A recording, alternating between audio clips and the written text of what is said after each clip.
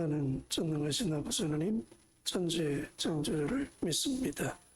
나는 그의 유일하신 아들 우리 주 예수 그리스도를 믿습니다.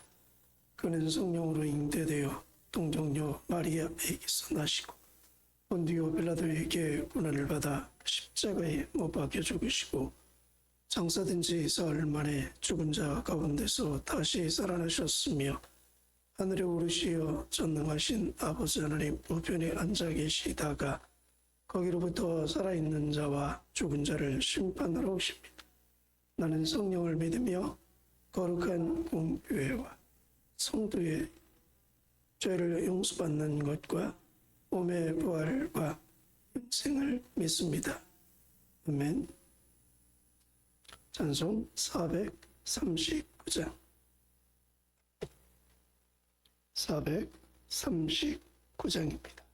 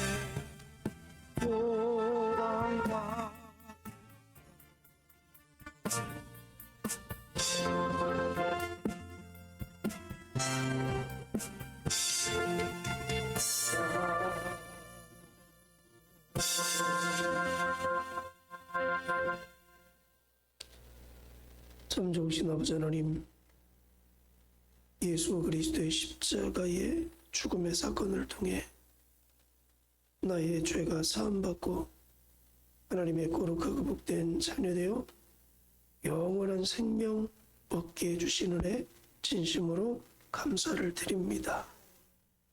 우리의 삶의 중심에 예수님 모시고 살아가게 하시고 예수님이 뜻하시는 바를 이 땅에 이루어 드리는 삶을 살아감으로 주 앞에 섰을 때 잘했다 칭찬함을 받을 수 있는 복된 자들 되게 하옵소서.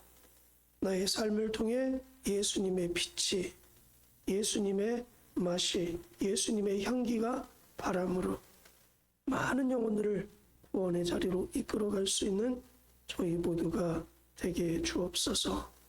예수님의 피값으로 이곳에 우리 교회를 세우셨으니 구원의 울타리 역할을 능히 감당케 하셔서 많은 영혼들이 우리 공동체 안에 들어왔을 때 구원의 기쁨을 얻고 함께 공유할 수 있는 복된 생명의 공동체 되게 하옵소서. 오늘도 하나님 간절한 소원을 가지고 주 앞에 왔습니다. 우리의 소원에 간구함에 귀 기울이시고 기억하시고 응답해 주옵소서. 역사해 주옵소서. 예수님의 이름으로 감사하며 기도드립니다. 아멘. 예레미야 16장 1절부터 13절입니다.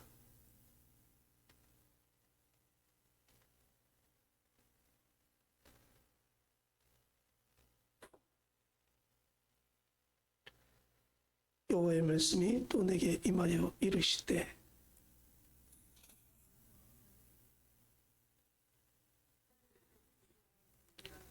이곳에서 낳은 자녀가 이 땅에서 그들을 해산한 어머니와 그들을 낳은 아버지에 대하여 이와 같이 여호와께서 이와 같이 말씀하시오니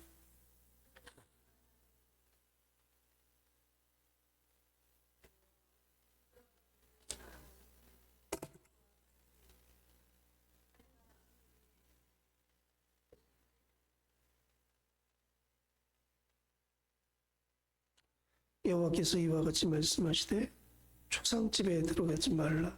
가서 통곡하지 말며 그들을 위하여 애곡하지 말라. 내가 이 백성에게서 나의 평강을 빼앗으며 인자와 사랑을 제함이라. 여호와의 말씀이니라.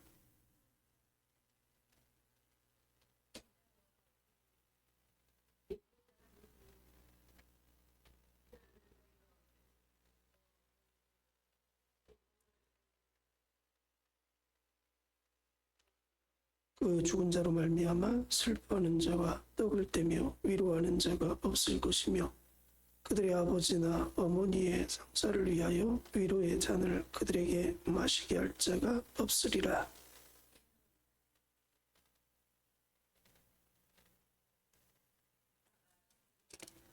만군의 여호와 이스라엘의 하나님께서 이와 같이 말씀하시니라. 보라, 기뻐하는 소리와 즐거워하는 소리와 신랑의 소리와 신부의 소리를 내가 내 목전 내 시대에 이곳에서 끊어지게 하리라.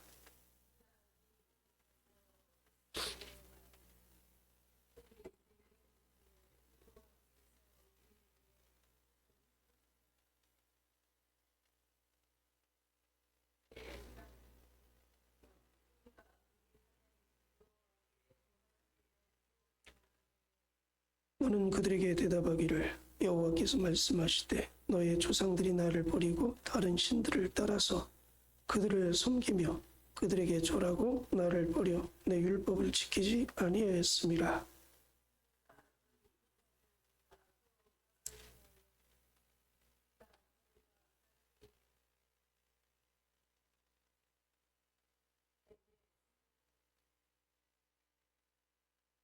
같이 읽겠습니다. 내가 너희를 이 땅에서 쫓아내어 너희와 너희의 조상들이 알지 못하던 땅에 이르게 할 것이라. 너희가 거기서 취하러 다른 신들을 섬기리니 이는 내가 너희에게 은혜를 베풀지 아니함이라 하셨다 하라. 아멘. 새롭게 시작되는 한 주의 삶 속에 하나님의 동행하심과 그 은혜가 여러분과 함께하기를 주님의 이름으로 간절히 축복합니다. 하나님의 심판이 얼마나 깊고 철저한지 그리고 왜 그러한 심판을 내릴 수밖에 없었는지 오늘 본문의 말씀을 통해서 예레미야의 실질적인 삶 속에서 하나님께서 말씀을 하고 계십니다. 여호와의 말씀이 또 내게 임하여 이르시되 하나님의 말씀이 또 예레미야에게 임했습니다. 오늘 세 가지 부분에 대해서 말씀하는데요. 첫째는 결혼을 금지하라. 실질적인 삶 속에서 결혼을 금지하라.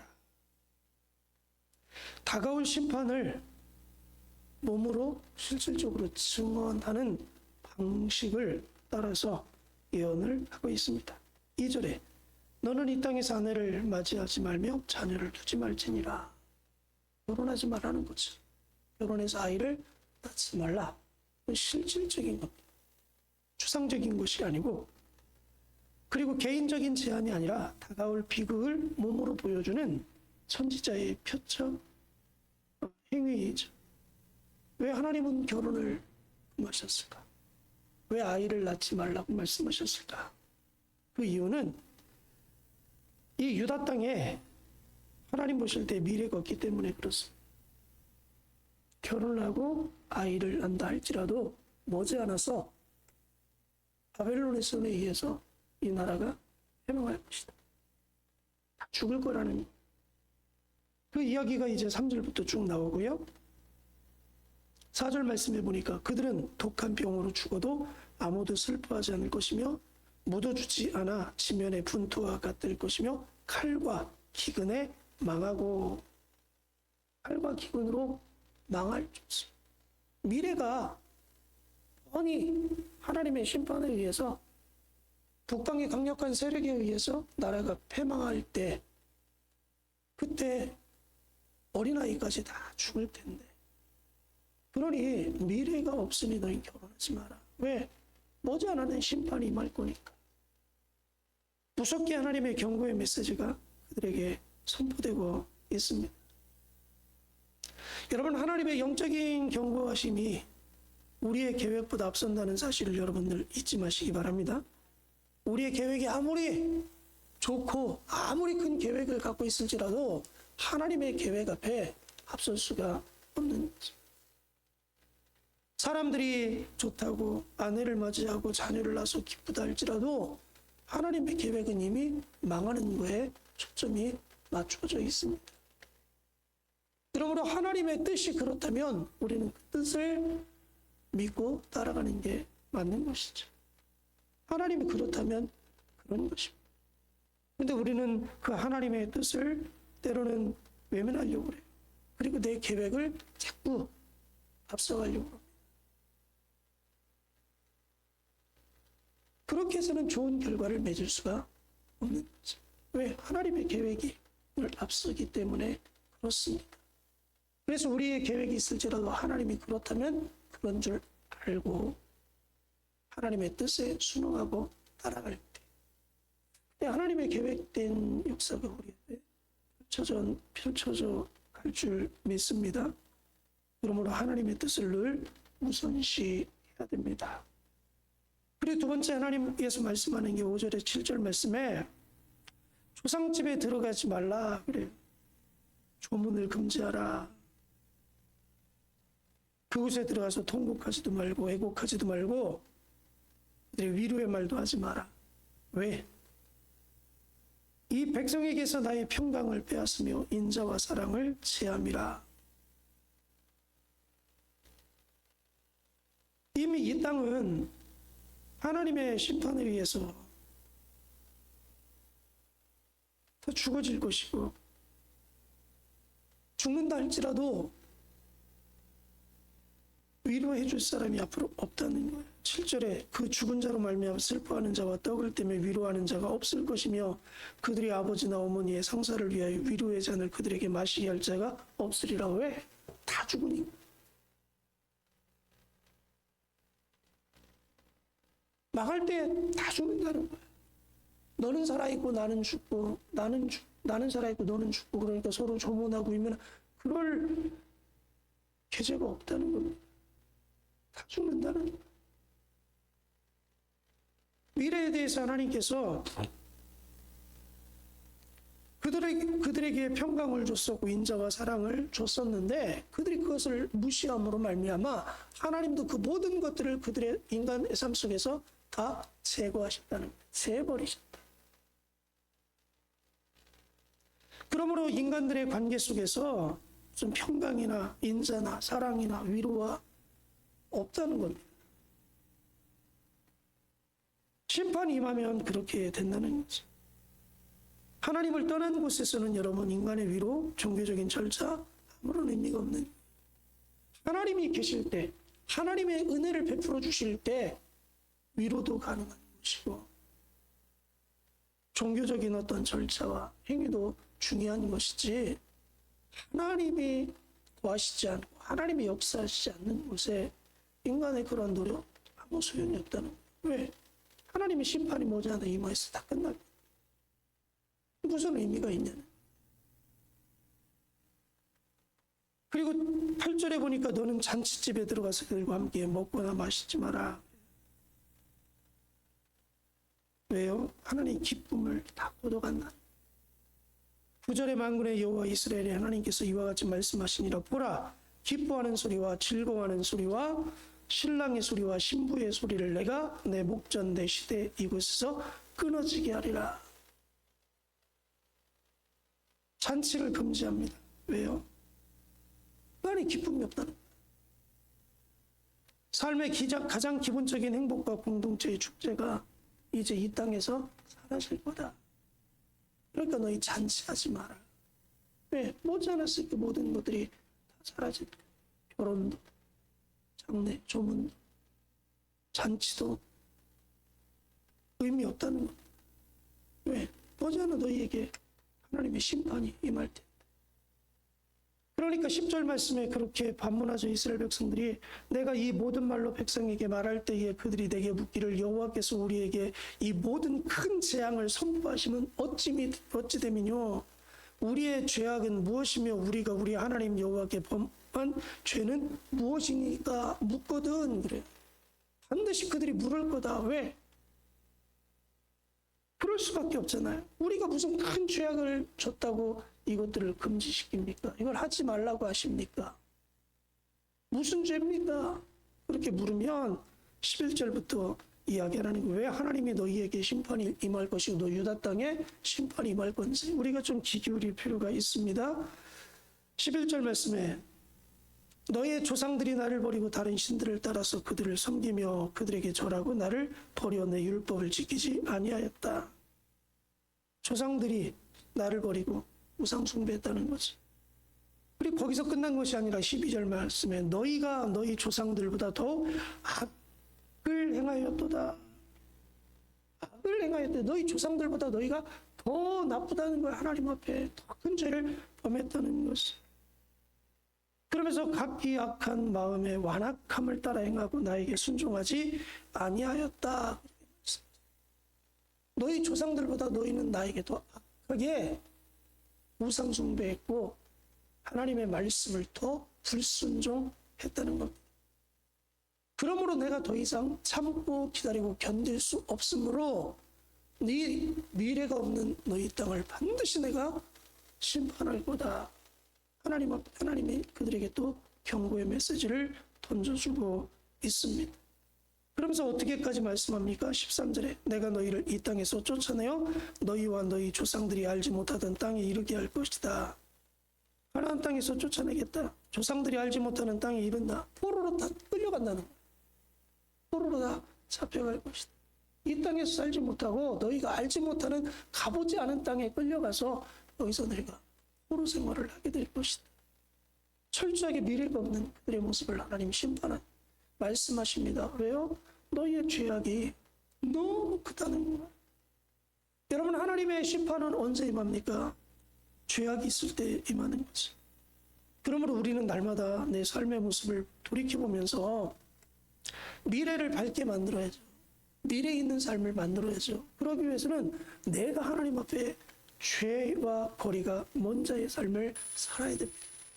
죄와 가까워지면 하나님의 심판은 나에게 더 다가오는 것이고요. 죄와 멀어지면 하나님의 심판과 나는 상관없는 자의 삶을 살아가게 되는 것입니다. 혹여 우리의 마음속에 하나님보다 더 사랑하는 그런 대상들이 있다면 우상입니다. 그 모든 것들을 다 깨부셔야 되고요. 내 마음 중심에서 다 끄집어내야 됩니다. 그리고 내 중심에 오직 하나님, 오직 예수 그리스도를 모시고 예수 중심의 삶을 살아갈 때, 그때 우리가 하나님의 은혜 가운데 하나님의 예비하신 복을 받으며 그 삶을 살아갈 수 있다는 것을 잊지 마시고, 오늘 하나님이 유다를 향해서 얼마나 맹렬하게 심판의 메시지를 선포하는지 다시 한번 귀 기울이시고, 우리를 향해서도 혹여 이러한 심판의 경고의 메시지가 들려진다면 빨리 우리의 삶을 돌이켜 하나님 앞에 회개하고 하나님 앞에 가까이 돌아와 하나님과 함께 우리의 인생을 만들어갈 수 있는 복된 여정이 되어지기를 주의 이름으로 간절히 축복합니다. 오늘 말씀도 잡고 기도합니다. 하나님, 내 삶에 하나님을 대역한 죄악들이 있다면 용서해달라고, 그리고 오직 하나님만 섬기고 하나님 말씀에 귀 기울이고 하나님 말씀 따라 살 수 있는 구별된 자, 하나님의 거룩한 자녀 될 수 있도록 해서 기도하시고요. 몸된 교회와 여러분의 삶을 위해서 같이 기도합니다.